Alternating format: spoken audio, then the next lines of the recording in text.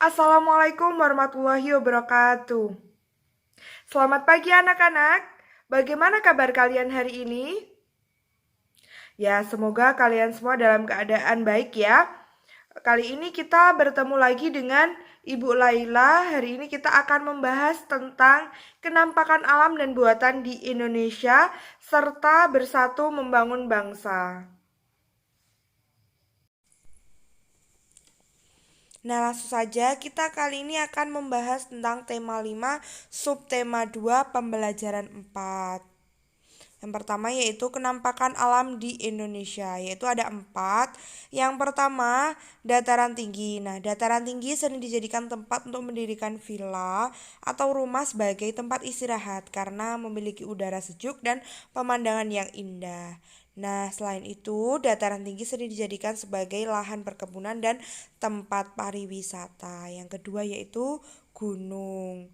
Gunung terdiri atas gunung aktif dan juga tidak aktif. Nah, manfaat gunung sendiri yaitu sebagai daerah tangkapan air hujan. Nah, biasanya daerah gunung dijadikan sebagai tempat wisata. Yang ketiga yaitu dataran rendah. Nah, dataran rendah itu biasanya dimanfaatkan untuk perkebunan tebu, kelapa, lahan pertanian, permukiman, dan juga industri. Yang keempat yaitu wilayah perairan. Nah, wilayah perairan itu terdiri dari laut, sungai, dan juga rawa. Nah, laut merupakan bagian bumi yang luas. Nah, ini ada yang dangkal sampai dalam. Nah, biasanya dimanfaatkan untuk objek wisata, jalur transportasi, olahraga air. Selain itu, air mineral dari laut dapat diolah menjadi garam. Ya, sungai juga. Sungai kan aliran air di permukaan bumi. Terus biasanya sungai juga dimanfaatkan sebagai sarana transportasi dan tempat mencari ikan. Ada juga rawa, danau yang digunakan untuk penampungan air hujan dan budidaya perikanan. Selanjutnya, kenampakan alam di Indonesia tadi, ini dataran tingginya gambarnya seperti ini, gunung, dataran rendah biasanya untuk menggembala juga wilayah perairan. Selanjutnya itu kenampakan buatan di Indonesia. Yang pertama yaitu waduk. Waduk adalah sebuah tempat penampungan air yang dibuat oleh manusia. Waduk berfungsi sebagai salah satu penyedia air bagi masyarakat dan digunakan untuk irigasi sawah. Nah, contoh waduk sendiri di Indonesia yaitu Waduk Gajah Mungkur, Waduk Jatiluhur. Waduk juga biasa disebut dengan bendungan, seperti bendungan Karangkates. Nah, yang selanjutnya yaitu pelabuhan. Nah, pelabuhan adalah sebuah tempat untuk menerima kapal dan memindahkan penumpang dari atau barang kargo. Nah, pelabuhan biasanya dibangun di tepi pantai yang dalam. Kenapa? Kalau kapalnya besar terus nggak dalam itu kesulitan jika bersandar di tepian pantai. Ada 2 jenis pelabuhan yaitu pelabuhan domestik dan juga internasional.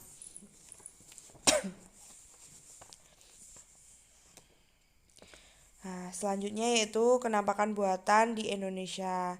Ini ada Waduk Gajah Mungkur, Bendungan Karangkates, Pelabuhan Domestik, Sekupang, Pelabuhan Internasional Batam.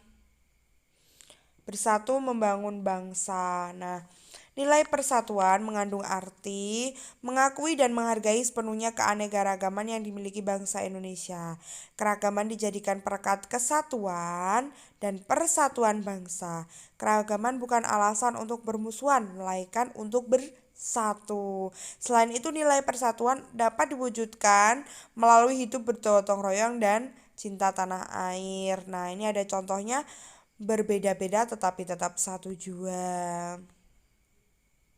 Selanjutnya ini adalah gambar gotong royong. Nah, gotong royong dapat dilakukan dengan kegiatan sosial kemasyarakatan seperti kerja bakti membersihkan lingkungan, tempat tinggal, bekerja sama melakukan sistem keamanan lingkungan masyarakat, serta saling tolong menolong antar warga masyarakat. Nah, kekayaan alam di Indonesia patut kita banggakan. Rasa bangga terhadap kekayaan alam Indonesia merupakan wujud cinta tanah air. Seperti membuang sampah pada tempatnya, melakukan penghijauan yang merupakan kekayaan alam itu yang dapat dijaga melalui tindakan. Yang selanjutnya, rasa cinta tanah air akan menumbuhkan semangat patriotisme. Apa itu patriotisme? Patriotisme berasal dari kata patriot yang berarti pecinta atau pembela tanah air, dan isme yaitu paham. Jadi patriotisme berarti suatu paham yang meyakini bahwa tanah air harus dicintai dan dibela dengan seluruh jiwa dan raga. Tindakan yang mencerminkan sikap patriotisme dan nasionalisme. Yang pertama, rajin belajar, entah di sekolah maupun di rumah. Yang kedua, menjaga kerukunan antar teman di sekolah, yang baik, yang rukun sama temannya. Yang ketiga, mengikuti upacara bendera dengan hikmat, nggak boleh berisik. Yang keempat, membela kebenaran dan keadilan. Yang kelima, menghargai perbedaan antar teman, entah itu temannya berbeda suku maupun agama. Terima kasih. Oke, itu tadi yang dapat Ibu sampaikan. Apabila kurang paham nanti bisa ditanyakan di Google Meeting ya. Ya, sekian dari Ibu. Apabila ada kurang lebihnya, Ibu mohon maaf yang sebesar-besarnya. Akhirul kalam. Wassalamualaikum warahmatullahi wabarakatuh.